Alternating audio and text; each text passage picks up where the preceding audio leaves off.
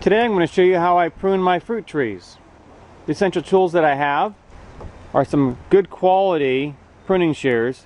I found that going cheap makes a lot more work. Don't skimp on the pruning shears. I'll have a link below for these. These are really good. When I bought these at the Master Gardener sale, everybody was all excited that I got a good quality tool. This made a big difference. You'll need some pruning loppers, or in my case, I like using the DeWalt reciprocal saw with a limb blade on it. And also very important is a bottle of rubbing alcohol, because trees can transfer diseases, and so as I go from one tree to another, I will spray my tools with the rubbing alcohol to kill any diseases, so I don't transfer any diseases from the apple tree to the nectarine tree and so forth. This is my avocado tree. As you can see, it's growing really well. And let me just share with you how I plant trees here in Houston. Because we have such clay soil which causes poor drainage, for any tree that I buy, regardless of what kind it is, I dig a 3-foot wide, 2 to 3 feet deep hole, take all the soil out, mix it all together, put it back in the hole, and then I put the tree on top of the soil. So the tree I take out of the container, put it on the top at ground level, and then I put soil around that base of that tree. The reason I do this is a couple of things. It softens up the soil below so the roots can get down below there, and it's above the ground so it doesn't drown. I lost about half of my trees over the last few years as I've learned to do this because of drowning. I've never lost a tree because I planted it too high, but I have lost them due to drowning. So you may consider that when you're planting your trees. I don't add any amendments or fertilizer or anything in the hole. I simply take the dirt, put it back in the hole, put the tree on top, and mound up dirt around the base of the tree. Of course, keeping the graft 2 or 3 inches above any dirt. As far as pruning a tree, there's basically 2 different ways. One is a vase, so everything kind of looks like a vase with an open center. That's how I prune most of my trees. And the reason is because you're cutting off the trunk of the tree, which limits to how high the center will go, and then it's going to branch out. And the reason why I like to do that is because I don't want my trees more than 10 feet tall, because I'm not growing them to be huge shade trees. I'm growing them to produce food. And so I'm going to get rid of the low branches, anything 18 inches or lower, and I'm going to try to keep the trunk from going too tall. This avocado tree can go 80 feet tall and 40 feet wide. I don't want that. It's not going to fulfill the purpose that I purchased the tree for. So that's the vase style. And then there's the modified leader style.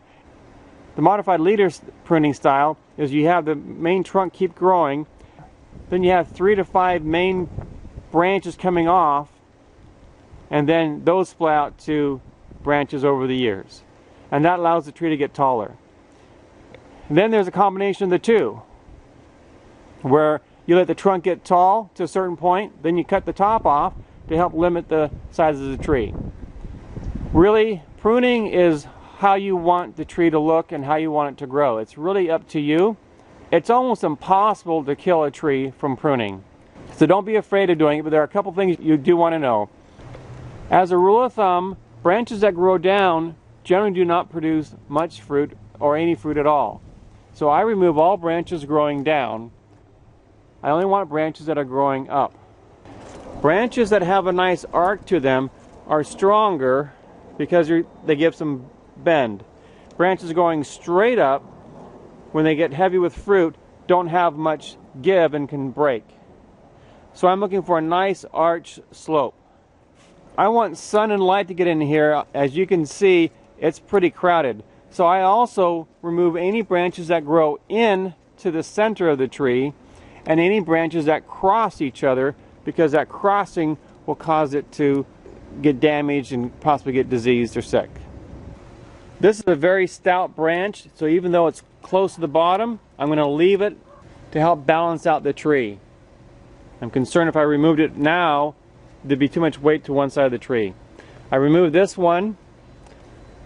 This here is crossing, so I'm going to go ahead and cut this branch right here and get rid of that problem there.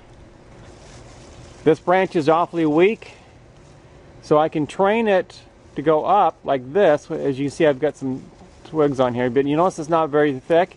I think it's simply because it's not getting much light because it's getting covered from the other branches. All of these branches are growing down, so are those going to get cut? And this one's growing inside, so that's going to get cut. This was a very weak tree. Matter of fact, you can watch my video, I'll have a link below, called my wimpy avocado tree. And so I put rebar in the ground and then tied supports around the tree. But you can see the support now is girdling the tree. So watch out for that and make sure that you remove that so it doesn't cause problems for the tree. I probably need to actually remove this rebar here too, because the tree now has nice solid wood and will support itself. Here I need to make a choice. I've got a branch coming out of here and a branch coming off the main trunk, and they're wanting to go into the same space. So one of the two has to go. Generally, if it's growing inside the tree, I'm going to remove it. I like this branch though. I like that it's curving up. This branch is older. You can see it's got the dark wood on it, but it's sagging down. I could prop it up here and see if I can make it bend and grow up like that. Or I could remove it and let this one grow. Decisions, decisions. What would you do? The growing tip on this was frozen and died, and so I need to cut that off. And where I cut it will determine which way the branch grows. If I cut it here, then this branch will grow on the inside, which is not what I want to do. I want the branch to grow on the outside. So I'll just go ahead and cut it right here. And that will spawn that branch to go to the outside. Here I feel I've got too many branches growing in a small area. So I'm going to cut these smaller ones off so it doesn't weaken this branch right here and cause it to break when it's older and full of fruit. There you go, that's what it looks like after I pruned it and removed those other branches that were growing too close. I like keeping my labels on my trees, but when you buy the tree, it's usually on the trunk, and then this will also girdle the tree. So every year I come out here and I move it to a new branch so I can keep the identification of the tree with it, and it doesn't bother the tree's growth. That tree looks significantly different now. You can see how much more air and light can get through the trees. You can see that I've topped it here because I don't want it to get more than 10 feet tall, which I know it will. You notice I don't have any branches crossing inside, nothing growing in towards the center of the tree. This large limb here that I topped, you notice I cut it so that the branch that was on the top will go out. And you can see I've got a pretty big pile of branches that I cut off the tree. I'm really happy the way that this avocado tree looks after being pruned. I think it will help in fruit production, in fruit size, and in overall tree health. Here's my apple tree, and it is a complete mess. I did not get around to pruning it last year, and so it is in trouble. As you can see, there are a lot of branches that are growing inside the tree. We got branches that are crossing branches here. The tree is getting very tall, so this needs a lot of work, and we're going to be removing a lot of branches this morning. Now that I sprayed the pruning shears with rubbing alcohol, I'm ready to go prune the apple tree. There we go. We've got the 3-in-1 apple tree pruned and opened up. I took into consideration the weight of apples on the limbs and try to keep the limbs limited to the ones that could support the weight of the apples. Of course, I'm going to limit the harvest this year substantially to give the tree a chance to grow up. Here we have a nectarine tree. It has grown just amazing as I've given it the Midlighter weekly feed about every 3 months, along with the pre-plant fertilizer. And this is the first tree that I actually started doing that with, and it just is super healthy, which means I need to do a lot of cutting back. So you can see what it looks like now. Again, we're going to use the same principle as far as removing any branches that are growing inside or crossing, and just trying to sculpt the tree so it's healthy and gets the light and air that it needs and can support the fruit on it. I'm happy with the pruning on this nectarine tree. It's still a little tall for what I want it to be, but what I decided to do on this particular one is I cut about 1 foot down each of the branches.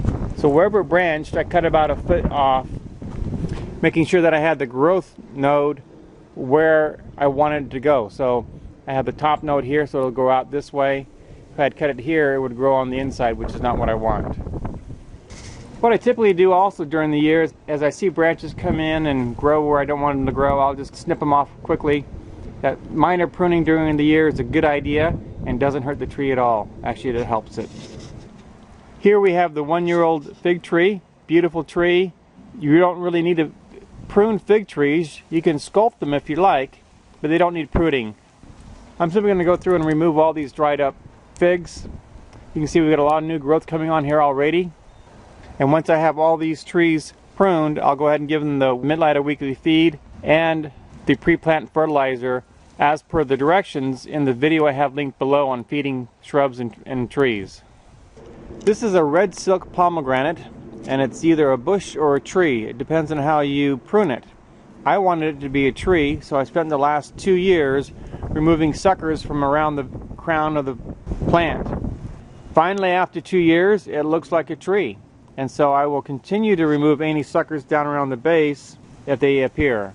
There isn't really much pruning that needs to be done with pomegranates, if any at all, other than removing any dead wood, any crossing branches, and general shaping of the plant as you like. Just be careful, pomegranates have long, sharp thorns, so wear the appropriate clothing.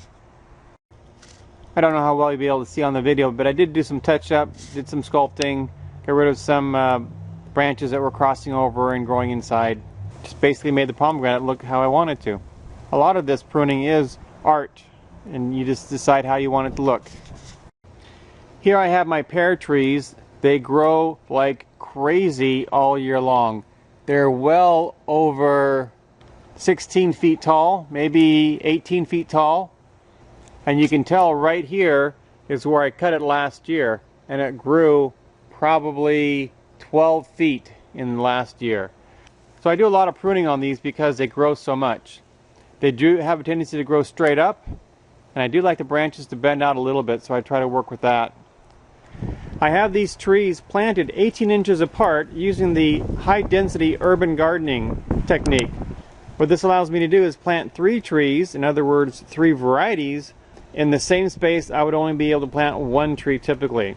And so what I do is I prune out all the inside branches so that air and light can get through, just as if it were 1 tree. In this particular case it's 3 trees, but I use the same technique in keeping it opened up. So I've got a lot of pruning here to do. This is where I'll be using my Sawzall a lot because these large branches. We'll get these trees cut down to size and get them ready for the spring coming on, so they'll be healthy and be able to produce some nice pears. Well, the pear trees look great now.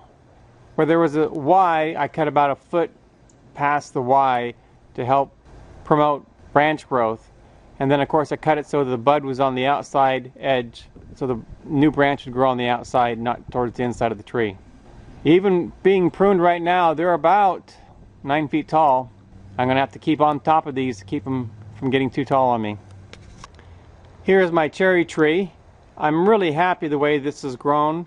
This is the last tree I purchased, so I've had years of experience in pruning, and so this one has really turned out well. It's shaped just as I would like it to be. The only thing it's missing is the other cherry tree to pollinate it. The one I planted here died about 3 years ago, and 2 years ago is when I figured out how to plant trees and not drown them. In about a week I pick up a new cherry tree, and hopefully in a few years we'll be able to get some cherries. Well, that was quick, easy, and enjoyable, and I think the reason is because, first of all, it's a younger tree, but I've been very attentive to it throughout the year, and so as buds come on during the year that I don't want there, for example this one here that's going to grow on the inside, I just come by and I just pop off that bud, and that way the tree doesn't spend any extra effort in growing things that I don't want it to grow. It's that easy to maintain, and it makes the work fast and easy when it comes to pruning time. The last tree I'm pruning today is the plum tree. This is a 3-in-1 plum. This is one of the very first trees I bought. I did not know what I was doing, and I didn't buy a very good one. It wasn't grafted very well. And I did a hack job on this tree 2 years ago when I was pruning. and so I didn't prune it all last year, and it really needs some attention. We'll get this thing back into good shape here in just a few minutes. One thing about pruning plums, you have to be very careful. These are not branches here. These are spurs. This is where plums are going to be growing. Don't make the same mistake I made one year and cut all these little things off and you won't have any fruit. So as you can see, this tree will be loaded with plums this year. These are all the branches that cut off the plum tree, and this is perfect for my rocket stove. One of the coolest things I've ever made. I'll have a link below this video to go see my rocket stove video series. But if you want to be able to cook and don't want to have to chop wood, just use twigs, you're going to want to use a rocket stove. Just as pruning a tree is important, giving it the proper nutrients and water is probably even more important. Make sure you check out the link below this video on how to properly fertilize and nourish your trees with blow-your-mind results on tree growth, health, and fruit production. Well, there wasn't much to prune on this tree, but it is going to be awesome picking plums from it. I'm definitely going to be buying an extra bird net to cover this tree. We will have hundreds and hundreds of plums on here. I'm very excited. I hope this video has been helpful on how to prune trees. We've pruned several different kinds of fruit trees here, and hopefully this helps you in your tree pruning too. This is LDS Prepper reminding you, if ye are prepared, ye shall not fear. And I'd encourage you to think ahead, plant some fruit trees, realize you're not going to get fruit for the first 2, 3, 4 years, depending on the tree, but look forward to the years and years and years of fruit.